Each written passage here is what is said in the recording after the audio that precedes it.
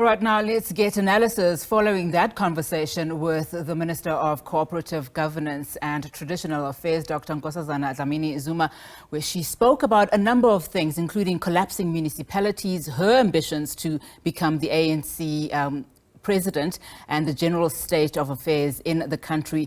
We're now joined via Zoom by political analyst Dr. Metji Makgoba.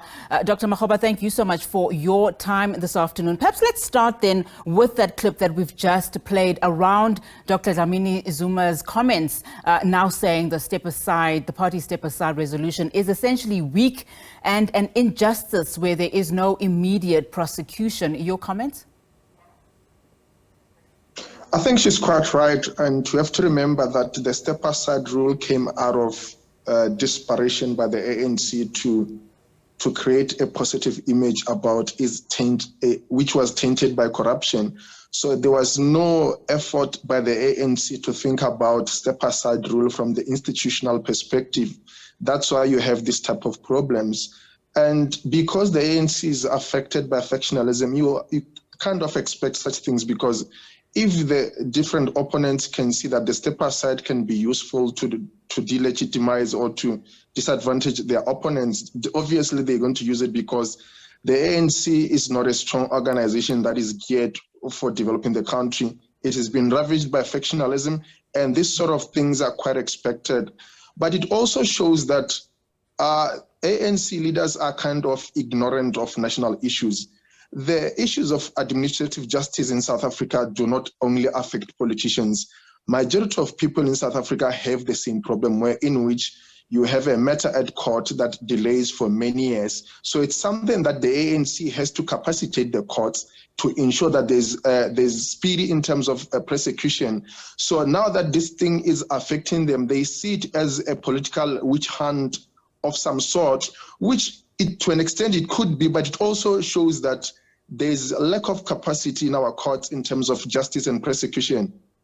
And the timing thereof, do we need to read anything into the timing? Because I know we've heard, consistently from those in the ANC leadership, particularly in KZN, challenging the step-aside resolution, saying that it is inconsistent. And of course, her comments also come, following Ace Magashule's case, which was postponed to January, which essentially is after the December elective conference. I think it's unsurprising, because remember that other provinces, not only KZN, have expressed their dismay at the step-aside rule. It shows that maybe Ramaphosa's faction in the ANC saw an opportunity to deal with their opponents and made sure that this rule is implemented. And I think for starters, it's a good rule, because if the ANC does not say you are fired, they are saying you step aside until you resolve your issue, which means it's not necessarily firing. And if things go well, you will retain your position. But the issue is that there's some element of structural inertia in which structures of the state are not functioning maximally, to the point that some cases get delayed. And for these individuals, they see it as a loss, because they are politically invested, because their opponents will be enjoying life in the ANC and will be regrouping as factions. And I think based on that reason, it's a problem for these parties that have been affected. But generally, I think the ANC at some point needed to take a stand against corruption among politicians. And I think the step-aside rule has kind of taken some small steps towards addressing that corruption. But because of these administrative issues in the courts, this type of things are expected. But we have to know that they are not necessarily affecting the politicians alone. Many people in South Africa face the same administrative issues with the courts. Let's look at some of the questions that she answered. In her very first question, she had to make responses around her acceptance, for running for ANC president, of being a contender, particularly if you consider her loss in 2017.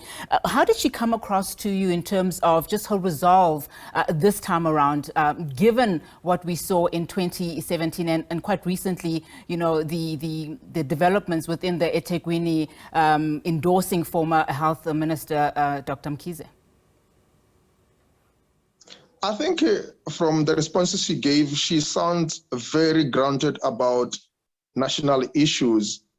And it shows that this person at least understands South Africa to lead it at an individual level.